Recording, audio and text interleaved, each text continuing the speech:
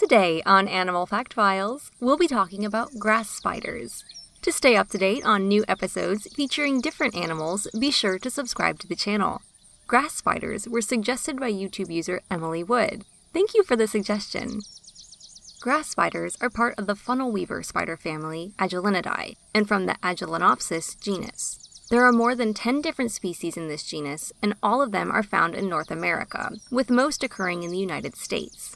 They have also been documented infrequently outside of North America, but this could be either misidentification or a case of relocation due to unintentional travel, kind of like the Brazilian wandering spiders we discussed in a previous episode. Grass spiders live exactly where you might expect, and they're the culprits for the amazing dew-covered webs that can be seen in the early morning on a crisp autumn day. They can also be found in low-lying shrubs as well as in corners of man-made structures that allow for decent construction of their funnel-shaped webs. Grass spiders often enter houses in the early fall as the weather is beginning to cool in order to escape the dropping temperatures. Have you ever seen one in your home? If so, there's really no reason to panic. As scary as social mindset and just general innate response have made spiders out to be, most of them are rather harmless to humans and they're extremely beneficial to have around. Plus, in the wild, these guys don't live that long anyway. While captive-kept grass spiders have lived longer than a year, wild grass spiders do not overwinter. In other words, they die with the onset of winter and do not live through this harsh season. Typically, grass spiders will emerge from their egg sacs in the early springtime after enduring the climate their parents were unable to face. An egg sac can contain anywhere from 50 to 200 spiderlings, all of whom will set out to create webs of their own and live throughout the summer until mating in the later part of this season. Males tend to wander more, and females usually just wait for males to find them. The males are usually slightly smaller than the females, averaging about 0.6 inches, while females can get up to almost 0.8 inches. That's not including the legs, mind you. Usually when discussing spider length, one will leave off the leg length, which probably leaves daddy longlegs feeling pretty puny.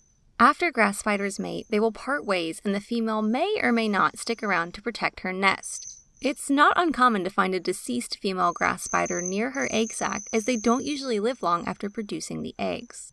Grass spiders are usually pretty easy to identify for two reasons. The first is their alternating dark and light stripes running down their cephalothorax, or the head part of the spider's two-part body structure, the other of course being the abdomen. The second identifying feature on these fascinating creatures are their abnormally pronounced spinnerets, or the part of the body on a spider in which silk is produced. Usually these can be seen without the need of any magnification.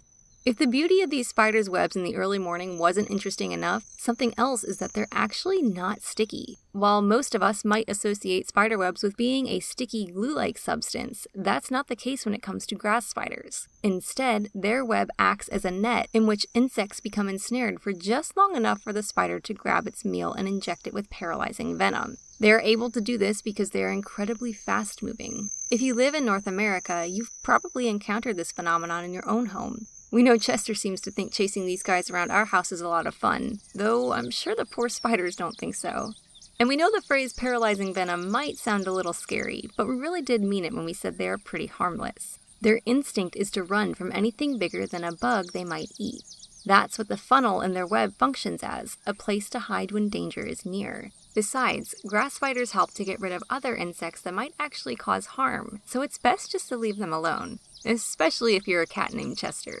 For more facts on grass spiders, feel free to take a look through the links in the description. Thanks again to Emily Wood for this awesome suggestion. Let us know what you think of grass spiders in the comments. Thank you for watching, and be sure to give a thumbs up for more Animal Fact Files.